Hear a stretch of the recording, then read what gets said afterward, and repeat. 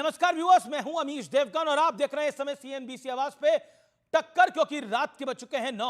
राहुल गांधी इन दिनों अमेरिका के दौरे पर हैं और अमेरिका के बॉस्टन में यूनिवर्सिटी में राहुल गांधी ने भारतीय इलेक्शन कमीशन पर कुछ बड़े गंभीर आरोप लगा दिए हैं।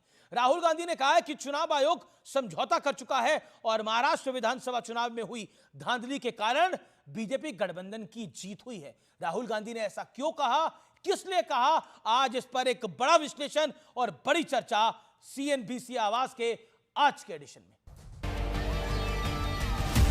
Very clear to us that the election commission is compromised. Rahul Gandhi के विदेश दौरे पर पहुंचते ही एक बार फिर देश में बवाल शुरू हो गया है। राहुल बोल तो बोस्टन में रहे थे, लेकिन हंगामा देश में हो गया। More people voted in the Maharashtra assembly elections than there are adults in Maharashtra. The election commission gave us a figure, voting figure, between 5:30 in the evening and 7:30 in the evening when the polls were supposed to have closed. 65 lakh voters voted.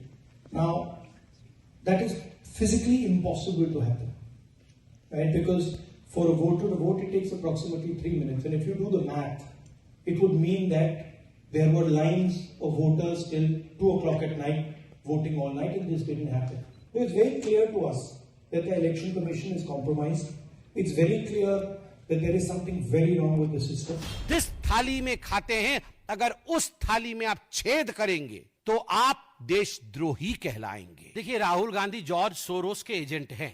वो विदेश की भूमि में जाकर भारत और भारत के महान लोकतंत्र को अपमानित कर रहे हैं, उसे बदनाम कर रहे हैं।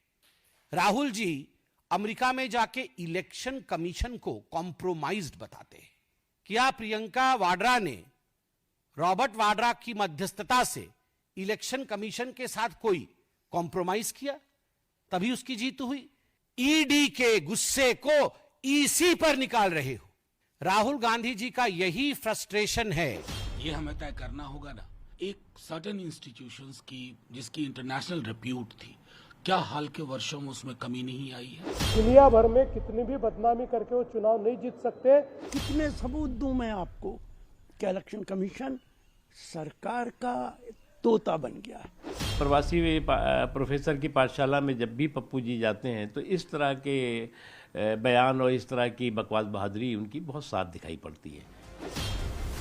कांग्रेस नेता संदीप दीक्षित के साथ एक इंटरव्यू के दौरान राहुल गांधी का और एक बयान सवालों के घेरे में आ गया है। You know, when Gandhiji was thrown out of the train in England. You know, when Gandhiji was thrown out of the train in England. सवाल है कि क्या चुनाव आयोग पर विपक्ष सिलेक्टिव सियासत कर रहा है, और सवाल ये भी कि देश की बात विदेश में उठाने से असलियत में फायदा किसका होगा। आज इसी पर होगी देश की सबसे बड़ी बहस। चुनाव में हार, विदेश में दुष्प्रचार। और अब वक्त है प्रसिद्ध विश्लेषण का। ये नजर डाल लेते हैं राहुल पर लगे विदेश में दुष्प्रचार के आरोपों का विश्लेषण कर लेते हैं। तथ्य नंबर 1, 2019 का विधानसभा चुनाव, महाराष्ट्र की मैं बात कर रहा हूं।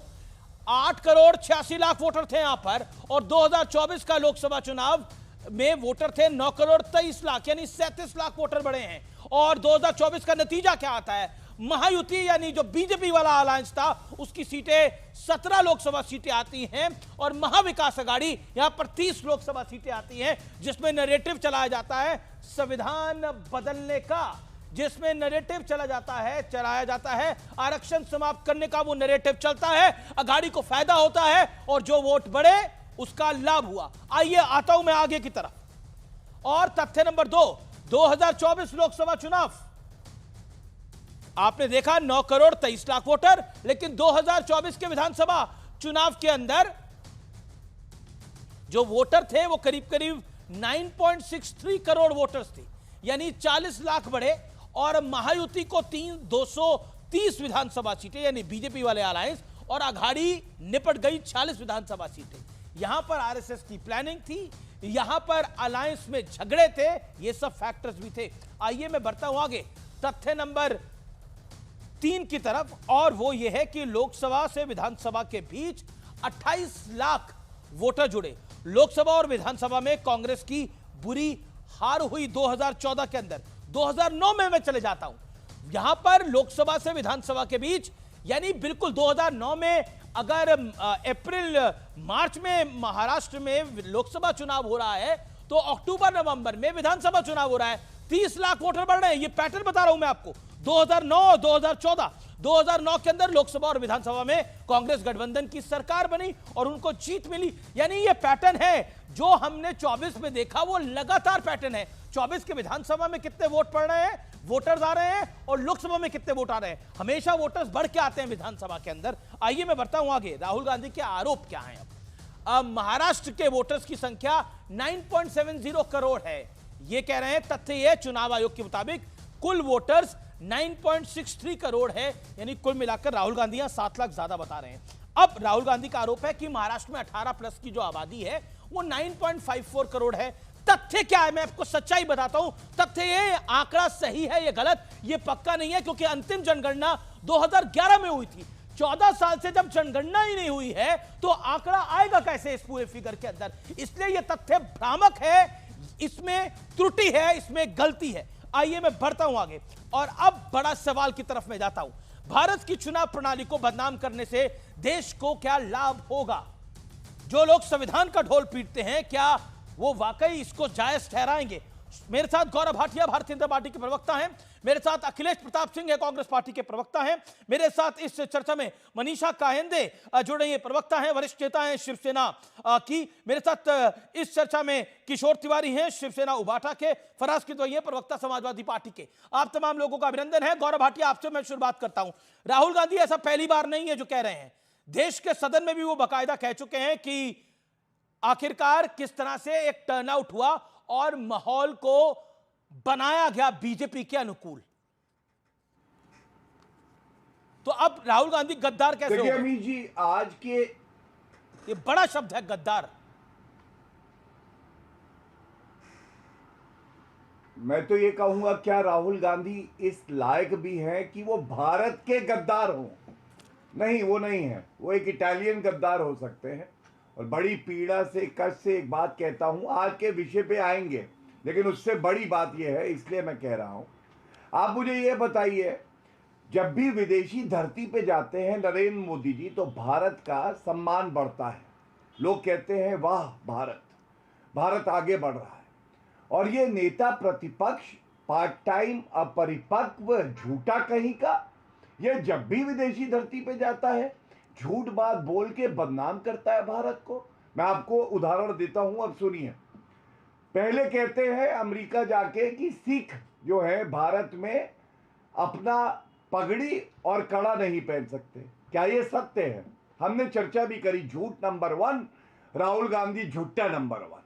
दूसरा, वो कहते हैं भारत में लोकतंत्र नहीं बचा है, अमेरिका और यूके को हस्तक्षेप करना चाहिए। भारत में लोकतंत्र नहीं है अमीर जी, और कर्नाटका जीत गए, ये जीत गए तेलंगाना और हिमाचल प्रदेश। लेकिन गौरव भाटिया, ये तो देश के सदन में भी बोला था ना इस मुद्दे को राहुल गांधी ने, और संजय राउत ने और सुप्रिया सूले ने बाकायदा एक प्रेस कॉन्फ्रेंस भी करी थी। और 7 फरवरी की मैं ये बात कर रहा हूं, 3 फरवरी 2025 में राहुल गांधी ने लोकसभा में, जिसमें उन्होंने इस बात का बखान किया था कि जो मतदाता की संख्या है, जनसंख्या है, वो अचानक बढ़ के आ गई। ये तो बात बोली थी, तो तब गद्दार नहीं दिखे थे, अब गद्दार दिख रहे हैं। कंफ्यूजन क्या भारतीय जनता पार्टी में भी चल रहा है क्या? सुप्रीम कोर्ट का ज्यादा इंपैक्ट लग रहा है? नहीं अमीर भाई, मैं आपको बताऊं, जैसे आपके डीएनए में ईमानदारी है, देशभक्ति है, तो आप वो बदल नहीं सकते हो। आप कहोगे मेरा सर जो है तन से जुदा कर देना, मैं तो देशभक्त रहूंगा। ऐसे ही भाजपा वाले हैं। लेकिन जो गद्दार डीएनए से है वो हमेशा गद्दार ही रहेगा। आपने लोकसभा की बात करी, अब मैं बताता हूं, मैं बड़े मुद्दे पे था, दूसरे मुद्दे जी पे। जी मैं एक सेकंड में अखिलेश जी का पहले एक इनिशियल कमेंट ले लूं। अखिलेश प्रताप सिंह जी का इनिशियल कमेंट ले लूं, फिर आगे आप बोलेगा। रोहित कुमार सिंह भी हमारे साथ हैं, राष्ट्रीय संयोजक हैं युवा चेतना के, वो भी हमारे साथ हैं इस चर्चा के अंदर। एक सेकंड, 50 सेकंड अखिलेश प्रताप सिंह। अखिलेश जी, विदेशी धरती पर जाकर महाराष्ट्र के चुनावों को डिस्कस करना और महाराष्ट्र के चुनावों से देश के इलेक्शन कमीशन पर सवाल उठाना विदेशी धरती पर जाकर, ये किस तरह से आपको जेन्युइन और जायज नजर आता है? बीजेपी कह रही है ये गद्दारी है, ये देश की बदनामी है। अमीश जी, अभी हमारे भाजपा के जी। मित्र साथी ने कहा 50 सेकंड कि मोदी जी जब विदेश की धरती पे जाते हैं तो लोग बोलते हैं वाह मोदी जी वाह। हम आपको थोड़ा सा जो है, अरे भगवान बचाए भाई, सुनिए, पता नहीं पिछले जन्म में क्या पाप किएगा, हम हिंदुस्तान में पैदा हुए यार, पता नहीं पिछले जन्म में क्या पाप किया था, हिंदुस्तान में पैदा हुए। ये कोई देश है, ये कोई सरकार है, ये कोई लोग है? चलो छोड़ो, चले जाए कहीं और। कौन सा पंजा था? ये अब जर्मनी का है, इसके पहले चीन और कोरिया का सुनाया था। 10 कंट्री के हैं, अगर आप समझ तो सब सुना सकते हैं। अब आप अपनी बात भी बोलिए, आप अपनी टर्न में भी मोदी जी को सुनवाते रहेंगे तो कैसे जमेगा?